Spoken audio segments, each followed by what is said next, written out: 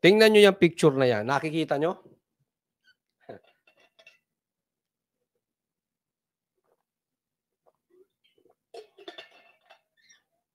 Gusto kong bigyan ng komentaryo.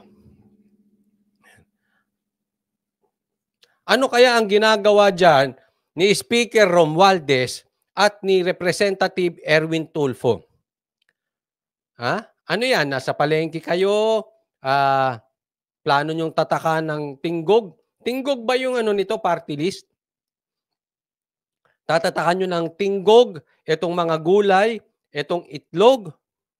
O magsasanib kayo ni Erwin Tulfo, Speaker Romualdez, tatayo kayo ng itlog party list? Ano, magkakaroon na ba ng itlog party list? Party list? Ano ba to? Tinggog to, di ba?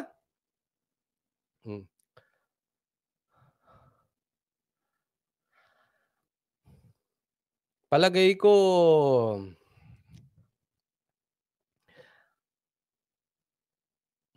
Speaker Romualdez, palagay ko mag-focus muna kayo sa trabaho. Tama na muna yung pamumulitika. Sabi, Coach Oli, kasi pinost ko to sa Facebook ko eh. Coach Oli, nagtatrabaho na nga yung tao. Alam nyo na pinakinggan ko yung mga ibang vlogs. Ang posisyon nila dito, nagtatrabaho ng matindi si Speaker Romualdez. Trabaho niya ba yan? Baka mamaya magulat-gulat tayo yung mga palengke meron ng tatak ng tinggog o itlog party list. O baka mamaya may tatak na yung itlog. Tinggog party list. Donated by Tinggog party list.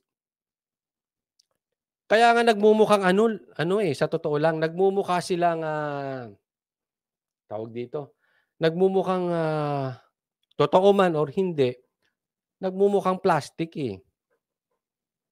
Alam nyo, nagmumukha kayong Mar Rojas. Nagmumukha kayong Mr. Palengke 2.0. At iwas-iwasan mo, Erwin. Kong Erwin. Iwas-iwasan mo yung pagbuntot mo dyan kay Speaker Romualdez. Buntot ka ng buntot dyan para kang aso. Hindi ko po sinasabing aso ka. Hindi po aso yan. Matalino yan si Kong Tulfo. Pero kasi pagkabuntot ka ng buntot dyan, para kang si Tamba. Para kang parang hawak ka sa liig. Naku, di maganda. Namana ka na ata dyan sa amo mong si Speaker Romualdez. Ang kanyang identity, pansinin nyo po ang identity ni Speaker Romualdez ay nasa kanyang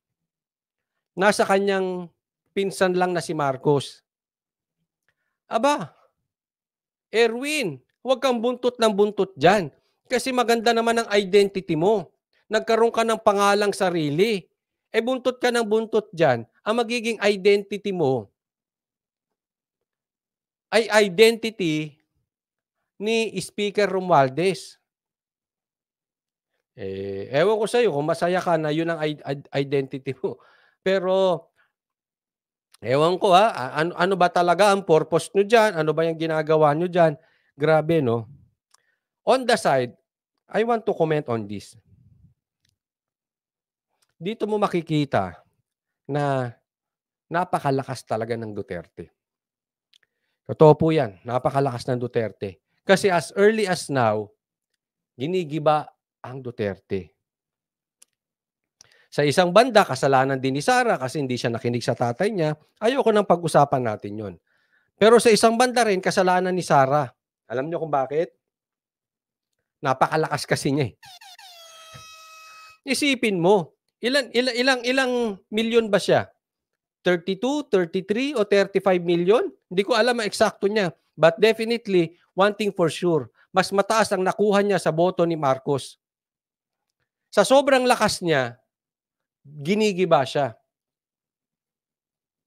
Isipin niyo po kunwari nanalo si Sara, pero ang boto niya siguro ay mataas lang ng 1 million dun sa sinundan, siguro hindi nila pinagpapapansin si Sara. Sa isip nila, wala yan si Sara, tae yan. Huwag nyo nang pansinin, sayang oras natin dyan. Mahina yan. Walang binatbat yan. Dahil sa sobrang lakas ni Sara, tinalan nyo pa ang boto ni Marcos. Ayan, pinagkakaisahan siya. Nagsanib puwersa ang buong Kongreso para sa Duterte. At sasabihin ng mga dilaw, mahina ang Duterte. Paano naging mahina? Nagsanib puwersa nga silang lahat. Nagsama-sama nga silang lahat. Paano naging mahina? Hello? Hindi, sa totoo lang, ang lakas ni Sara. Kaya, ito ay panawagan. Kung meron pong nakikinig na mga dilawan dito, ito po panawagan ko sa inyo, ha? Huwag na kayong sumausaw. Huwag na kayong pumapel. Huwag na kayong umepal. Kasi ang akala nila, ito ang tingin kong strategy ng dilaw. Sumasawsaw sila sa paggiba kay Sara kasi eliminate nila yung malakas. Para pagdating ng eleksyon, babalik na naman ang laban sa pula at dilaw. Pag bininay si Sara, pag bininay ang Duterte, hihina ang Duterte. Yan po ang nasa isip ng dilaw. Hihina ang Duterte at silang dalawa ang magtatalo. Muli. So back tayo sa dating kinamulatan natin na pula versus dilaw. Kaya ngayon, nagtatry silang magsanib to eliminate yung malakas. Yung sa tingin nila sleeping giant, gising na po si Sara, hindi na po siya sleeping. Full awake na po ang dating sleeping giant. Pero tingnan mo po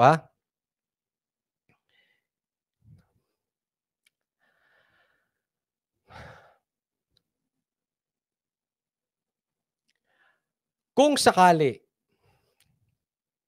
pero sa tingin ko malabo, kung sakaling magtagumpay sila sa pagbabagsak ng Duterte, pero malabo mangyari yan. Ang akala ng dilaw, sila na ang kalaban. Hindi po. Kung talagang bumagsak ang mga Duterte, it will be a battle between the Marcoses and the Tulfo. Kayo dilaw, wala na po kayong talaga. I'm sorry to tell you this. Misguided kayo ng inyong mga political analyst na walang alam gawin kung hindi mind conditioning. Ang malakas po talagang apelyido as of today, Duterte, Marcos, at Tulfo. Kayong dilaw, sausaw na lang kayo ng sausaw.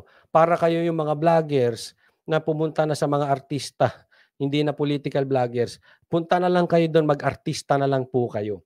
Sa politika po, wala na talaga kayong pag-asa. Hindi kayo makakapasok. Tapos na po yung era ng dilaw. Kasi for some time, pinagkatiwalaan ng tao ang dilaw. At wala silang napatunayan. Lalong bumagsak tong bayan natin. Kaya wala na talaga yan. Kaya itaga nyo sa bato. Etong sinasabi ko. It will just be a battle between the Dutertes, the Marcoses, and the Tulfos. Kaya ikaw, Erwin, bitaw ka dyan. Kasi hindi mo kailangan yan. I know kailangan mo ng proyekto. I know kailangan mo ng kung ano mga MOOE na pwedeng itulong sa'yo dyan. But you have your own name. It will do you more bad than good. Bitaw ka dyan. Kasi mahahalo ang iyong